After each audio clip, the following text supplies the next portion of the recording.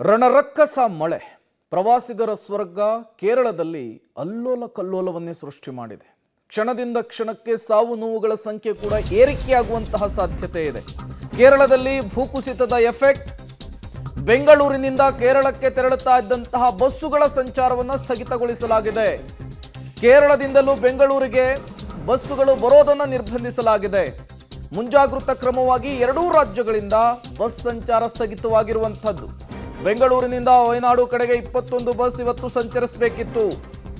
ಭೂಕುಸಿತದ ಎಫೆಕ್ಟ್ನಿಂದಾಗಿ ಬಸ್ಸುಗಳ ಸಂಚಾರಕ್ಕೆ ತಾತ್ಕಾಲಿಕ ಬ್ರೇಕ್ ಹಾಕಲಾಗಿದೆ.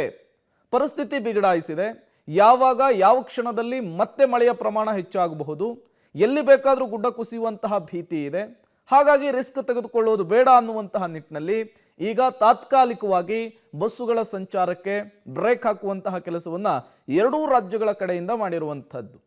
ಈ ಮಳೆಗಾಲ ಆರಂಭ ಆಗಿಬಿಟ್ರೆ ಕೇರಳ, ಕರ್ನಾಟಕದ ಮಲೆನಾಡು ಭಾಗಗಳಲ್ಲಿ, ಕಾಫಿ ನಾಡಿನ ಭಾಗದಲ್ಲಿ, ಈ ರೀತಿಯ ಕರಾವಳಿ ಭಾಗದಲ್ಲಿ ಈ ರೀತಿಯ ಸನ್ನಿವೇಶಗಳು ಸರ್ವೇ ಸಾಮಾನ್ಯವಾಗಿ ಆಗ್ತಾನೆ ಇರುತ್ತೆ. ಈಗಾಗಲೇ ಶಿರಾಡಿ ಘಾಟ್ನಲ್ಲೂ ಕೂಡ ನಿರಂತರವಾಗಿ ಭೂಕುಸಿತವಾಗ್ತಾ ಇದೆ.